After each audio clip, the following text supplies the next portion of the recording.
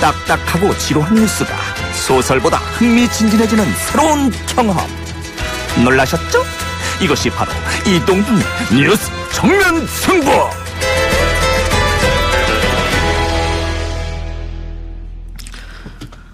2부에서는 문제적 인물, 영화감독 겸 고발뉴스 대표 이상호 기자 인터뷰하겠습니다. 새 다큐멘터리 영화를 들고 왔는데요. 대통령의 7시간이란 제목입니다. 이달 초 열린 부산국제영화제에도 공식 초청됐고요. 관객들의 반응도 꽤 뜨거웠다는 평입니다. 심령, 코믹, 다큐라는 독특한 평가도 받고 있다고 하는데 궁금한 내용들 질문해 보겠습니다. 이 감독님 어서 오십시오. 안녕하십니까. 이상호입니다. 예, 뭐 기자보다 이제 감독이란 말이 더 편합니까? 기자죠. 좋은 기자가 되는 게 꿈입니다. 예, 그래서 지금도 언론사 고발뉴스도 운영하고 계시는데, 자, 부산국제영화제 레드카펫 또 밟으셨습니다. 5년 전 다이빙빌 상영을 놓고 엄청난 진통을 겪었고, 그 이후에 이 영화 때문에 부산국제영화제가 아주 시끄러졌습니다. 논란의 장으로 바뀌었는데. 그죠. 이번에는 어떠세요? 가니까 많이 안정화됐던가요? 5년 전에는 원래 부산영화제 그 해운대 쪽 포장마차에서 소주 한잔 하려고 가시는 거거든요. 영화인들이나 일반인들. 근데 5년 전에 못 나갔어요. 혹시나 또 다이빙벨 말도 많은데 저 이상호 기자인지 감독인지 저거 술 처먹고 있다. 이런 기사 나올까 봐 못 나갔는데 이번에는 소주 좀 마셨고요. 그리고 일본 쪽 감독들이 되게 부러워하더라고요. 자기들은 이거 금지된 영화 못 트는데 한국은 어찌됐든 틀었지 않느냐. 그래서 이제 뭐 정부 보조금도 깎이고 고생도 했지만 상당히 부러워하는 그런 눈치였습니다. 자, 이번 그 대통령 7시간 예매 10분 만에 매진이 됐다고요? 그건 약간 홍보성 멘트인데요. 한 13분 정도, 10분 조금 넘게. 그 보통 10분이라고 합니다.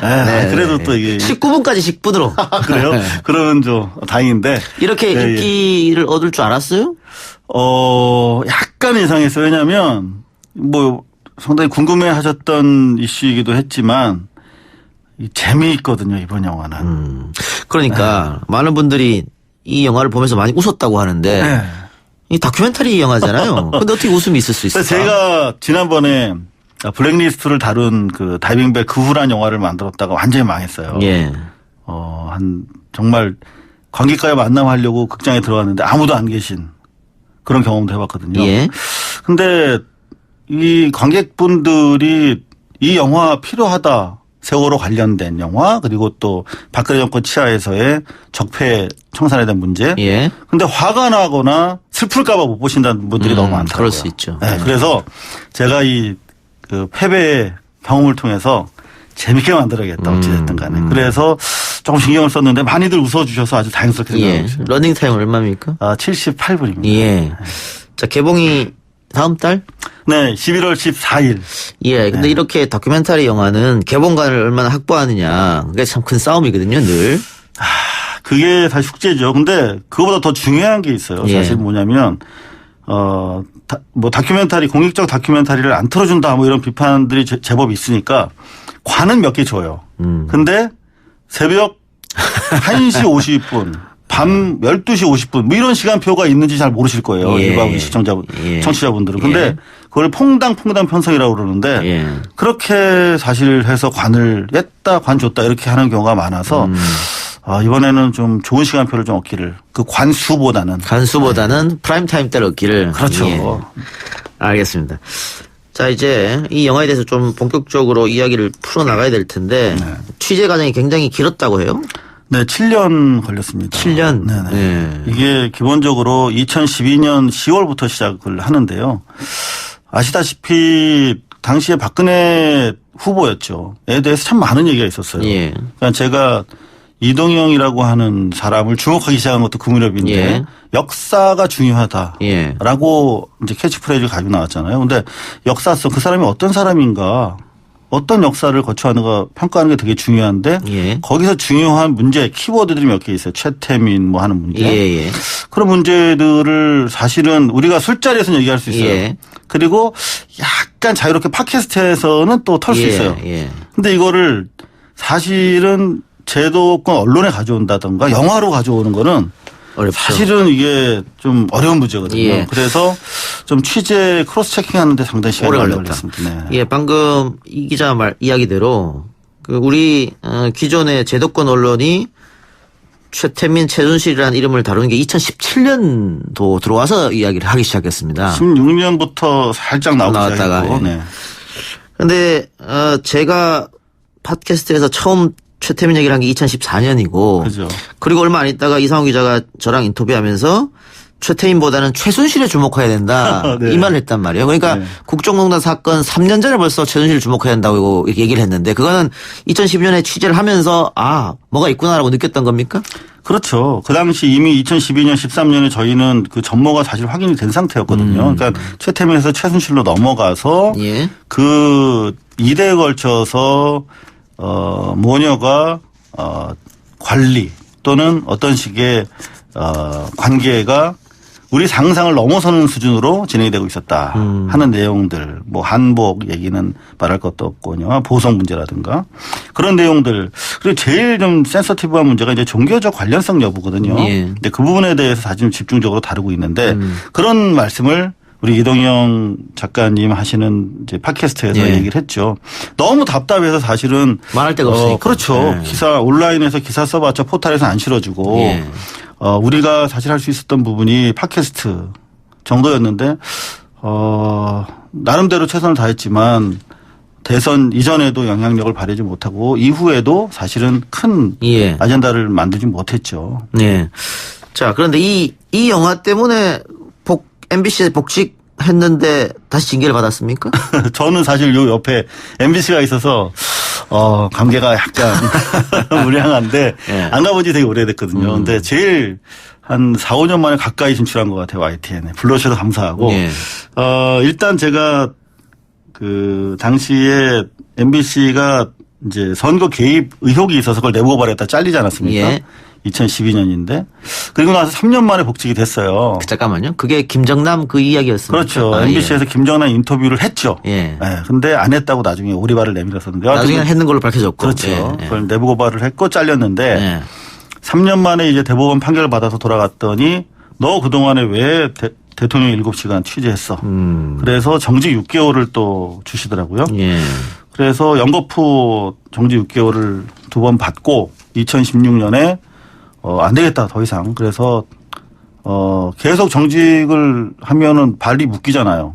2016년이면 이제 최순실에 대해서 기사를 써야 되는데 어떤 식으로 계속. 그래서 대통령 7시간 제작했다는 이유로 징계를 받고 나가서 영화를 만들어야겠다 해서 사표를 썼죠. 사표를 쓰고 네. 복직한 회사를 다시 나왔다. 네. 예, 예. 그래서 3년 만에 이제 영화가 나온 셈입니다. 예. 예, 근데 뭐 당시 언론이 뭐 블랙리스트도 있었고요. MBC도 그렇고 그때는 우리 YTN도 뭐 좀 어려웠던 시절이었으니까 그렇죠. 다들 한번 기억하실 텐데 지금은 좀 달라졌다고 봅니까? 언론 환경이? 글쎄요. 제 아이가 교통사고를 당했어요. 예. 그래서 지금 접합한 상태인데 다리를 세균이 있으면요. 접합하고 그 위에 피부를 발라도 붙지 않더라고요. 그거를 제가 6주째 간호를 하면서 알게 됐어요. 그러니까 겉으로 이렇게 봉합이 됐다고 하더라도 안에 바이러스 세균이 있으면 붙지 않고 계속 안에서 썩는다는 거를 요즘에 언론을 보면서 보고 있습니다. 알겠습니다. 어떤 말씀인지 알겠고요. 자, 다시 영화로 돌아가서요. 세월호 제목이 지금 대통령 7시간이니까 네. 누가 봐도 세월호 이야기하는 거구나. 세월호 그 당시 참사가 일어났을 때 대통령은 뭐 했을까 7시간 동안. 이게 확인되지 않은 그 시간이죠. 영화를 보면 알 수 있습니까? 충분히 아실 수 있지 않을까 생각을 하고 만들었습니다. 다만 세월호 7시간의 중요성과 그럼에도 불구하고 우리 밝히지 못한 우리의 촛불의 한계. 특검이 근처도 못 갔거든요. 이후 검찰도 마찬가지고. 그렇죠. 근데 우리는 그게 다 봉합된 줄 알고 있어요. 안에서 썩고 있는데. 그런 부분에 대해서 말씀드리고 동시에 우리는 지난 박근혜 이명박 정권이 어떤 정권이었고 어떤 시대를 우리가 헤쳐 걸어 나온 것인가에 대해서 여러분들이 꼭 좀 봐주셨으면 하고 만들게 됐습니다. 예. 제가 지난번에 그 세월호 그 희생했던 학생들의 부모님과 인터뷰를 했었는데 네. 그때 우리 그 실시간으로 댓글 달리는 것들 중에 세월호 이제 그만해라. 지겹다라는 댓글들이 많이 있었습니다. 그런 의견에 대해서는 어떻게 생각하십니까? 저도 그런 말씀 너무 주위에서 많이 듣거든요. 예. 그러니까 리본을 계속 차고 다니는데 네 부모가 돌아가셔도 그럴 거냐? 뭐 이런 얘기, 쌍소리하는 얘기 많이 들었습니다. 근데 충분히 이해는 가요. 근데 문제는 뭐냐면 우리가 해결된 게 하나도 없는 상태라는 거죠. 제가 뭐 제 아이를 예를 들어서 말씀드렸지만 이게 해결된 게 하나도 없는 상황에서 덮으면은 그 주변에 있는 사람들은 마음이 썩는 거거든요. 예. 근데 실제로 우리가 밝히는 게 하나도 없다. 왜 침몰했고 왜 구하지 않았고 7시간 동안 어떤 일이 있었는지 밝혀지지 않은 상태에서 자식을 잃은 부모는 밝혀지길 원하는 것이 맞는 거죠. 밥이 지겹다고 안 먹는 사람은 없지 않습니까? 예. 밥처럼 우리 사회의 정의, 국가의 정상적인 기능을 확인하는 것은 우리 공동체에 있어서 밥과 같은 존재죠. 밥은 지겨워서는 안 된다고 생각합니다. 예. 알겠습니다. 개봉 날짜는 정해지진 않았죠, 아직. 정해졌어요. 11월 14일로. 11월 14일. 네. 첫 방송 오늘 지금 YTN에서 불러주셨습니다. 감사합니다. 예, 11월 14일 개봉이니까 여러분들 영화가 개봉되면 많이들 봐주시기 바라고요. 아까 우리가 언론 문제 잠깐 얘기했습니다만 최근 언론 노조가 조국 전 장관과 관련된 보도로 인해 언론에 대한 실망한 국민들께 고개 숙여 사과를 드린다 이런 성명을 발표했습니다. 그 발표 어떻게 보셨습니까? 그나마 언론 노조가 촛불 무서운 거 그리고 촛불에 대한 비제 양식은 있구나. 예. 최소한. 예. 하지만 그 최소한이었다 예. 생각을 합니다. 최근 조국 정국에서 언론의 가장 큰 문제점들, 뭐 대통령도 언론에 성찰해야 된다 이런 얘기를 했습니다만 그 단독 달고 검찰별로 기사 쓰는 거거든요. 그러니까 미던연에서 분석해 보니까 단독 단 기사 중에 절반 이상이 검찰발 기사더라. 검찰 관계자에 따르면 뭐 검찰 고위직에 따르면 이렇게 쓰는 거잖아요. 사실 누가 이야기했는지도 확인도 안 되는 거고. 근데 이상호 기자도 과거에 검찰 출입할 때 그렇게 많이 썼죠? 많이 썼죠.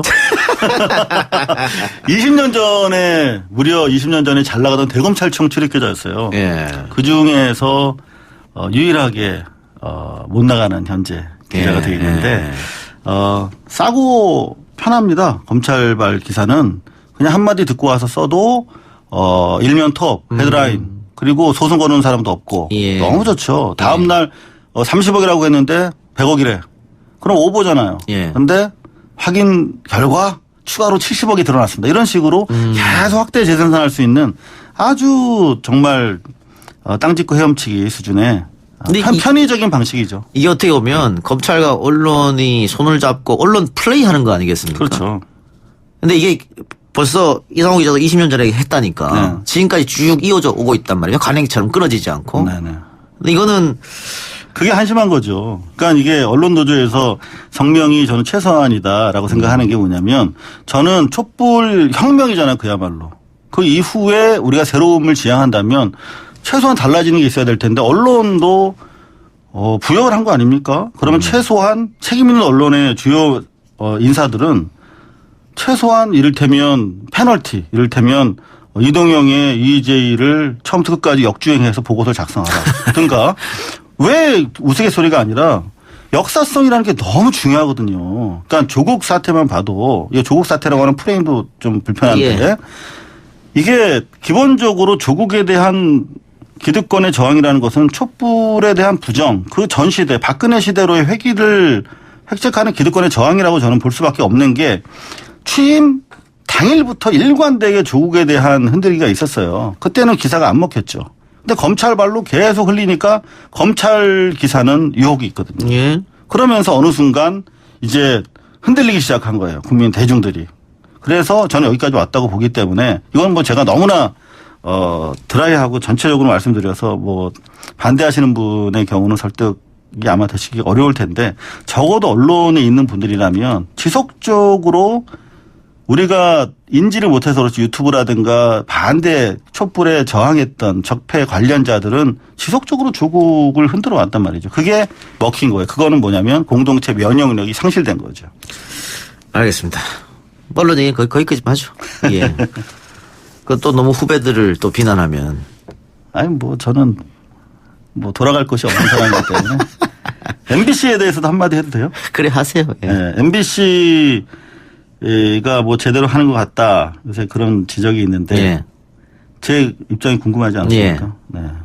저는 이제 시작이라고 생각해요. 근데 여기서 아무리 열심히 해도 다시 언제나 되돌아갈 수밖에 없는 상황이다. 그렇다면 MBC 정도 되는 회사면 저는 과감하게 검언의 유착을 끊는 차원에서 저는 기자실을 비롯해서 주요 출입처를 폐기해야 된다고 생각합니다. 그래서 출입처 없애고 의제 중심으로 해서 예. 과도하게 검찰 벽치고 기웃거리지 말고 관련자들, 당사자들 그리고 광장에 돌아가서 의제 중심으로 예. 이제 좀 취재를 했으면 예. 좋겠다. 그런 얘기를 좀 드리고 싶어요. 예. 최근에 MBC 보도국으로 응원의 빵이 또 도착했다고. 네, 어제 왔다고 그러네요. 300개. 그래요. 네. 자, 좀 죄송한 질문일 수도 있는데 네. 이상호가 다큐멘터리 영화를 통해서 무분별하게 의혹만 제기한다. 책임감 없이 이런 지적도 분명히 있습니다. 거기에 대해서 이야기를 또 할 필요가 있을 것 같은데요. 저한테 수사권이 있거나 한 70곳 정도 압수할 수 있는 강제권이 있다면 좀 더 의혹이 아니라 100% 사실로 접근한 보도를 할 수 있을 텐데 그 부분에 대해서 아쉽고요, 저도. 예.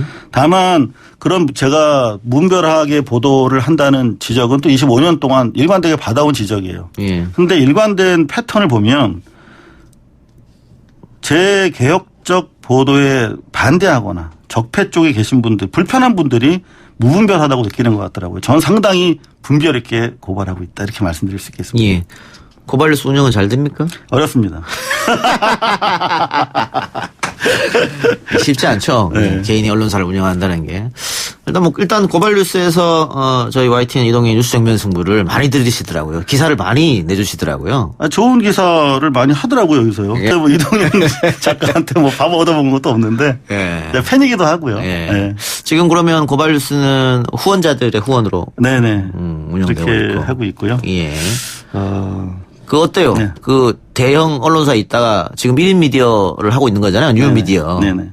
차이점 있을까요? 있죠. 아무래도 조직적으로 선단식 취재를 못 한다는 거. 근데 뭐 앞으로의 언론은 결국은 1인 미디어로 갈 수밖에 없다. 너무 무겁거든요. 예. 또 시청자들 신뢰면도 많이 1인 미디어, 뉴미디어로 옮겨가는 것 같이 느껴집니다. 실제로 제가 지난 1월에 1, 2월에 하노이에 정상회담 취재하러 왔거든요. 예. 근데 50명, 60명씩 왔어요. 대형 언론사가. 예. 근데 저희 3명 갔거든요. 근데 팟캐스트 그리고 유튜브에서는 저희가 JTBC에 이어서 2위 했어요. 무슨 말이냐면 이제는 전문성 있는 민첩한 취재를 원해요. 그래서 뭐 사이드 스케치하고 뭐 그런 거 있잖아요. 꼭 예. 밥을 줄 때 뭐 이렇게 정식으로 막 주는데 그 하나 단품 요리 제대로 하는 거. 그걸 찾아가시는 아주 주체적인 뉴스 수용 태도가 이제는 확립이 됐기 때문에 머뭇거리지 마시고 이제 준비되신 선수로부터 빨리 언론사에서 빨리 탈출하시기 바랍니다. 그래요. 그 대형 언론사에서 뭐 혹시 오버를 한다든가 과장된 보도, 왜곡된 보도가 나오면 요즘은 그 뉴스 소비층이 바로 그걸 지적하더라고요. 그럼요. 그렇게 돼 있으니까요. 근데 한때 건강이 좀 안 좋았는데 많이 회복됐습니까? 예, 뭐 뉴스만 안 보면 건강해요.